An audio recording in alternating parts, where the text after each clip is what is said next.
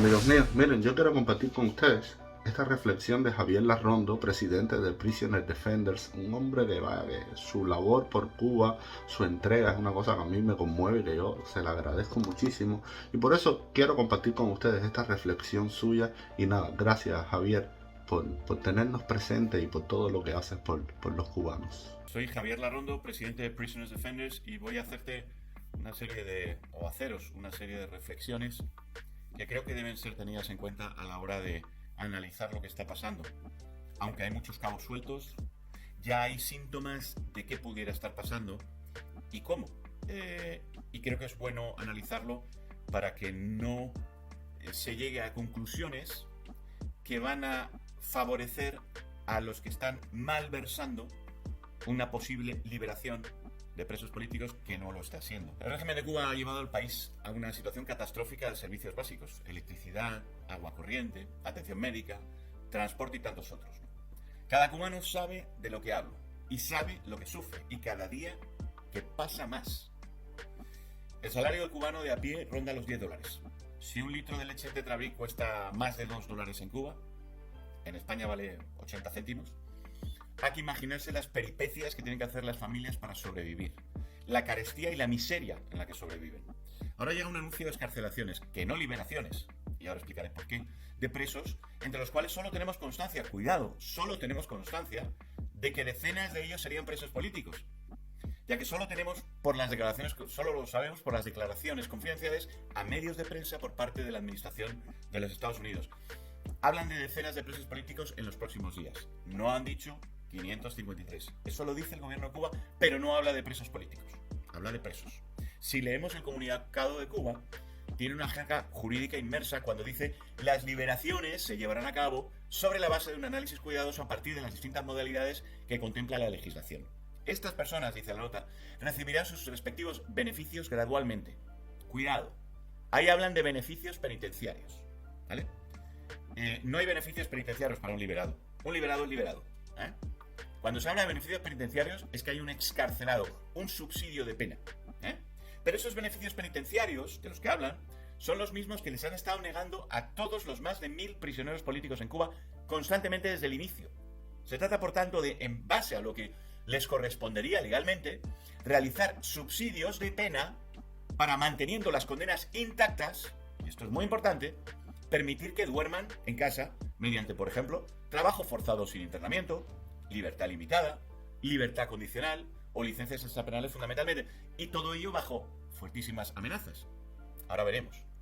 No obstante, los presos beneficiarios, incluso si duermen en casa, tendrán íntegras sus condenas y sufrirán lo que ya venimos viendo de cientos de casos: acoso, hostigamiento, citaciones, detenciones, amenazas, impedimentos para trabajar, impedimentos para estudiar, y todo ello bajo la amenaza real de que la víctima sigue teniendo una condena penal vigente que la seguridad del Estado puede revocar a privación de libertad de forma arbitraria en cualquier momento.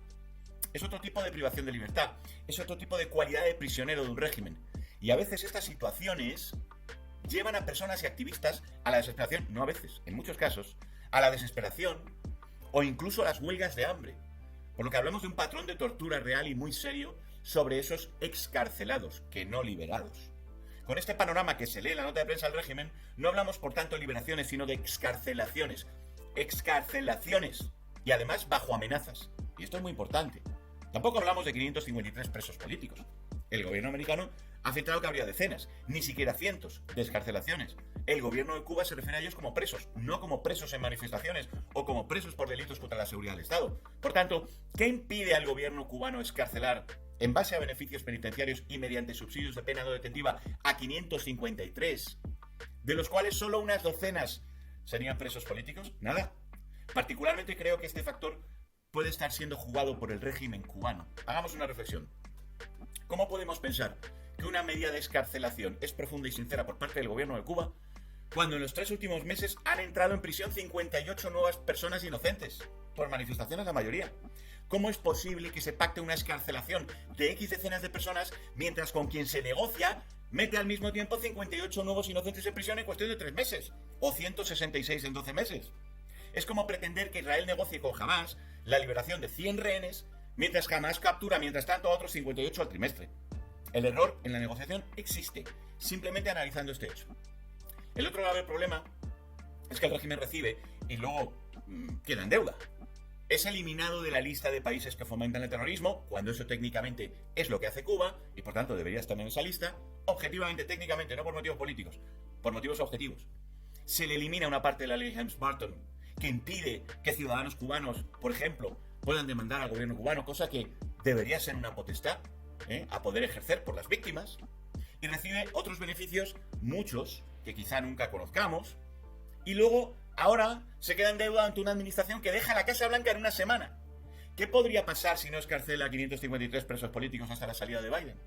Que Marco Rubio tendría la desagradable situación de gestionar una deuda que no ha sido negociada por él y que Cuba difícilmente la va a satisfacer con la administración Trump, alegando, y ya conocemos porque lo hemos visto en 1000 casos, intransigencia por parte de esta, agresividad, etc., pero creándole presión a dicha administración. Una presión que no es de recibo tengan antes de empezar a desarrollar siquiera estrategias que podrían ser quizá,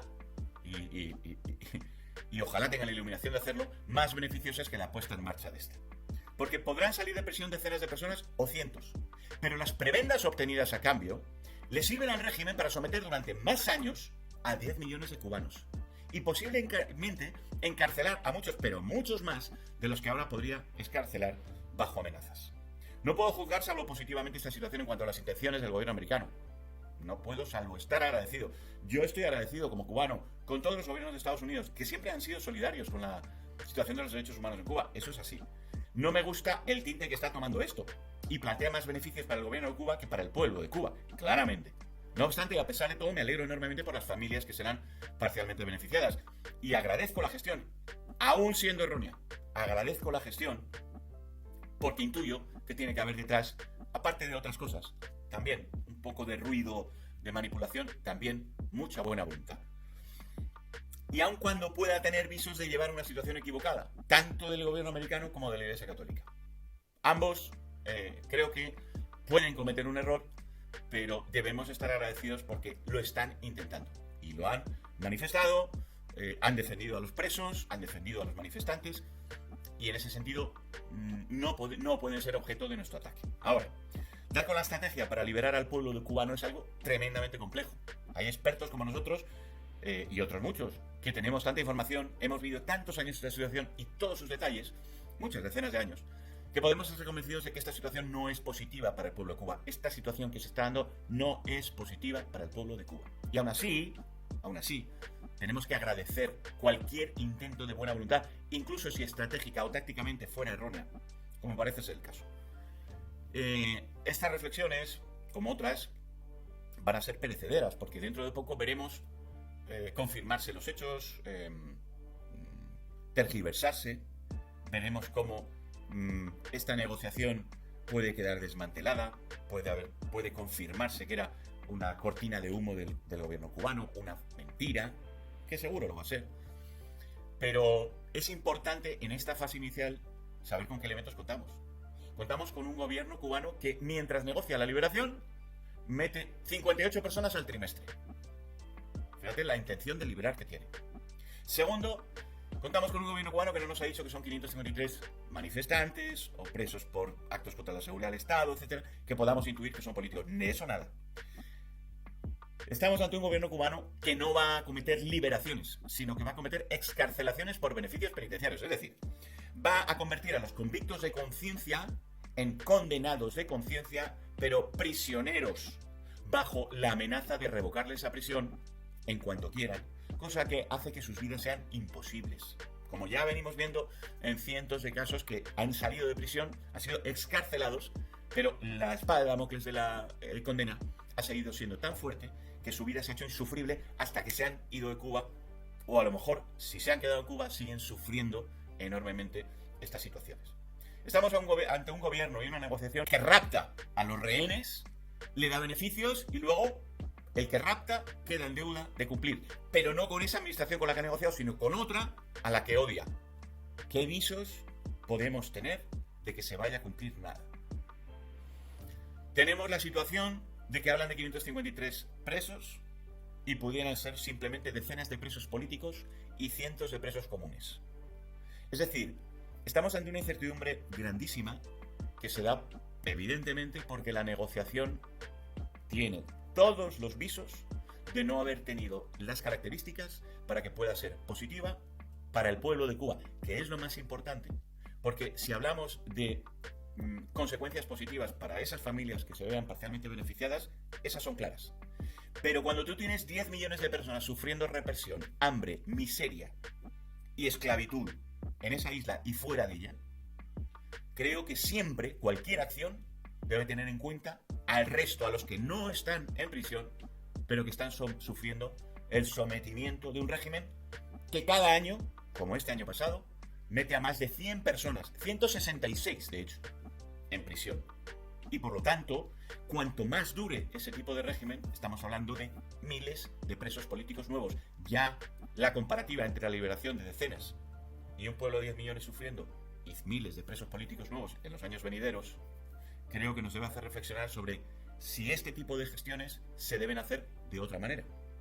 Pero agradecidos estamos, felicidad para las familias que les toque esa situación y les ayudaremos en todo lo que puedan a salir de esa represión que van a sufrir sin duda posterior a su excarcelación, y ojalá que haya países huéspedes de esas personas que permitan su verdadera liberación, porque cuando eres preso político en Cuba, mientras el régimen está en activo, la única manera de ser liberado es o serlo interiormente, como lo es José Daniel Ferrer, que él sí es libre, José Daniel Ferrer y tantos otros que están en prisión en situaciones similares y con una gallardía y una fuerza impresionante porque sí son libres por dentro y nadie les encarcela, aunque estén entre rejas, o para el resto de los mortales, salir de la isla es la única situación. Tras haber pasado prisión política, salir de la isla es la única situación posible para poder llamarse liberado. Porque en Cuba la situación de represión no cesa tras la excarcelación y eso hay que tenerlo muy presente.